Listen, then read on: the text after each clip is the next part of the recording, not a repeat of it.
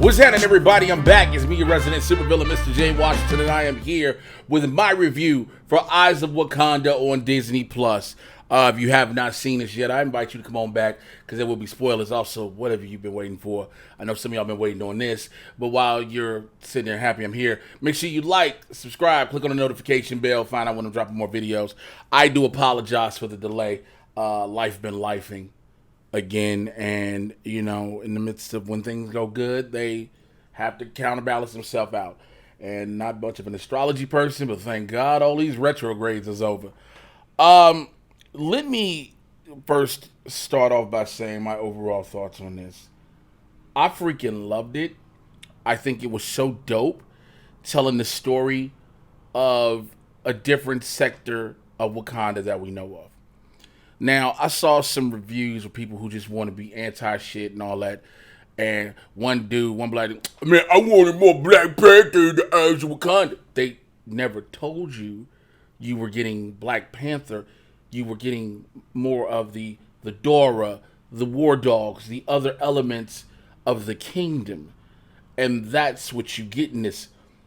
To see the story of the War Dogs and how they follow through history and how the War Dogs, you know, while they have their other missions, part of their missions are to recover the artifacts that were stolen from Wakanda, the artifacts being vibranium in various forms. And from the story of Noni all the way down to the prince that we got in the Prince Tafari that we got in the 4th episode, it was so amazing to me. The inclusion of an ancient Iron Fist as well, to show that the legend of the Black Panther goes back just as far as the legend of the Iron Fist. You know, we don't know the full beginning of the legend. If you study, the comics, you know that Kunlun is one of the 7 cities of heaven. So the story technically can go back way further, and probably even further than the Black Panther. But to have those two intersect in episode 3, I think was so dope. To show how you can have a rogue Wakandan general in Nakati, in the Lion, and him becoming a pirate and making his own thing, and using Wakandan technology, which also goes to show that they were ahead of the curve the entire time. So, I know a lot of people, especially in this day and age, are gonna be like, well, that's not possible. How did a nation like Wakanda go have all this technology? If you've ever followed the comic books, you know Wakanda has always been at the forefront of technology. Always been. They kept their stuff secretive. Wakanda's whole thing has been like, we will do for our nation. We will protect us and our people. The atrocities of the outside world aren't our business. We talk about that in the first Black Panther. You talk about that all throughout, various different projects. You even, cause see, it's funny because, we talk about that, like, where was Wakanda during slavery? That's the thing. And it was brought up even with the Eternals, where a lot of people are like, yo, y'all been here?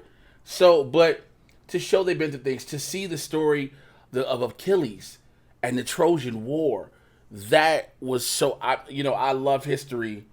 And so to see historical facts played in and elements together, it was so, that was amazing to me. To see, what was her name? Give me 1 second. I'm trying to remember her name. Yeah. When to have Anika Noni Rose, when she was the last Black Panther to travel back in time in episode 4, which I thought it was going to connect to what it connected to. Now, for those who don't know what I'm talking about, when you see Zarate go get the artifact, right, and it's this long-ass hammer with this head on it, I'm like, yo, that looks so familiar to me. And my brain instantly went like, yo, why does that look like the artifact that Killmonger went to steal in the first Black Panther? And you hear her telling the story to them of the things that need to happen in the future and it needing to be stolen and how it connects back to everything. And I think that was so dope. I want to give a lot of love and a lot of praise, and this isn't just because he's a friend, but to Mark Bernardin. Mark is a member of my Blurred Brunch group. He's the homie. You know what I'm saying? He's a friend.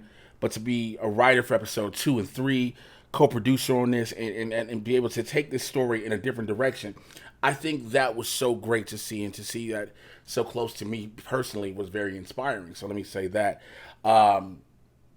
This just had so much to it. I'm trying to get to a couple of names that I saw. Again, knowing this is part of Proximity Media, which is Ryan Coogler's joint. They're the Hatuts Zaraze, the War Dogs.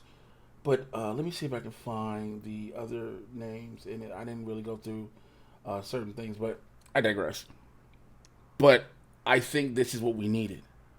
We want to keep the Black Panther legacy and story going. I know there are going to be a bunch of other... I saw some people on social media, like, look, I try to keep my ear to the streets. I try to make sure that when I'm talking about this stuff, and as knowledgeable as I believe I am, and when I'm refreshing my knowledge on things, and I'm rereading stuff and reading new stories, et cetera, you know, I'm trying to stay abreast, because I love to be a part of this conversation in this you know, in this sphere of the nerd world. You know, a lot of you all are the reason why I'm here. You know, granted, from seeing me on networks to being able to do my own thing. But when I see people go on thread, you know, I'm not watching anything from the MCU till they bring back T'Challa, because T'Challa was our most important character. Let me be honest. T'Challa was a very important character. To some and many. But I'm going to need some of y'all to stop acting like he was the most important thing to y'all, because he wasn't. The Black Panther, for the majority of history in his inception, was considered a side character similar to Iron Man. I am not saying, well, you say black people that have... We looked more at Luke Cage than we did the Black Panther. Let's keep it a buck. We stayed more with Storm than we did the Black Panther. Yes, when you got the issues where they got together, you were like, yo, this is dope. A lot of people in Marvel focused more towards Spider-Man. I'm not discrediting the lineage or the legacy of the character, but I just need you all as the... And I'm not saying everyone who's watching me or listening to me. I need people to start being real and honest with themselves. Yes, it sucks Chadwick passed. It sucks there was a hole left in that, you know, situation. A lot of people are like, well, they should have done Wakanda forever without recasting him. That was up to the cast and the production team. Well, his family said, I know what his family said. But his family, yes, you have your say-so, but you're not on this set. You're not doing this project for 12 to 16 hours a day for 2 to 6 months with that gaping gap, and you want them to just bring somebody in just so your viewing public, can say something. No, you got to think about how they felt too. And a lot of people didn't. We've become a society. I talk about this a lot. And I know I need to record a new episode of Mad Titan Podcast. Again, life has been lifing. Where we're trying to be on a level that doesn't concern us.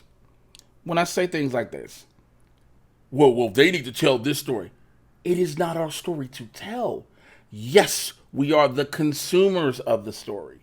Yes, we are the people who will pay a ticket to go see the story. But it is not our story to tell. If you want to have a story to tell, make a fanfic. It is just keeping it a buck. You know whose story this is to tell? Kevin Feige, Louis D'Esprito, Victoria Alonso, the heads of Marvel Studios. They have the stories. They allocate the stories to whoever the writer is based on the writer's pitch, and then that becomes a story to tell. That just is fact. Now, am I saying we have to accept or like all these stories? Absolutely not. You don't have to necessarily like them, but you have to accept the fact it's their stories, not ours. We all have things we want to see in these projects. Everyone wanted to see... Look, I'm not saying that we shouldn't get a T'Challa, blah, blah, blah in the future. There's a reason why things happened the way they did the movie the way they did. Well, if that was the case, then it would have made more money. Stop talking about box office numbers like you're a studio exec. This goes to anybody. Look, people who work for these networks and these outlets who report on the box office numbers as part of things, that's a different ballgame. But when you're a regular Joe Schmo, you don't have anything to do with the industry, don't be concerned with box office numbers, because now you're taking away from what going to see a movie should be all about. It's not. It's really never been about until the common world became consumed with the numbers. They stopped being a consumer of just the product. Well, this movie only made X amount. Damn, they made $1 billion again. Back to Eyes of Wakanda. I thought this was going to be the one about the Dora, more about the Dora, but to know we had a former Dora become a war dog, things like that, I'm fine with. I'm totally fine with. I just want to see more stories like this. There is such a massive universe we can expand within the Black Panther world. Again, you got to be able to show that the war dogs interacted with Iron Fist. The hand is around somewhere. So, we know that mutants exist in this world. We haven't run across an actual mutant yet. Would you say, like, well, which mutant? There are a bunch of mutants that existed in the past. Many weren't revealed. We know the first open mutant is Insabanur, being Apocalypse, and the second would probably be Namor.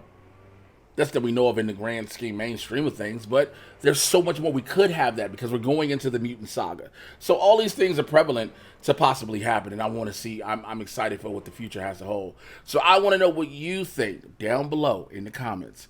As always, keep it simple. We are talking about a comic book here. Comic book TV shows, comic book movies. Chill out.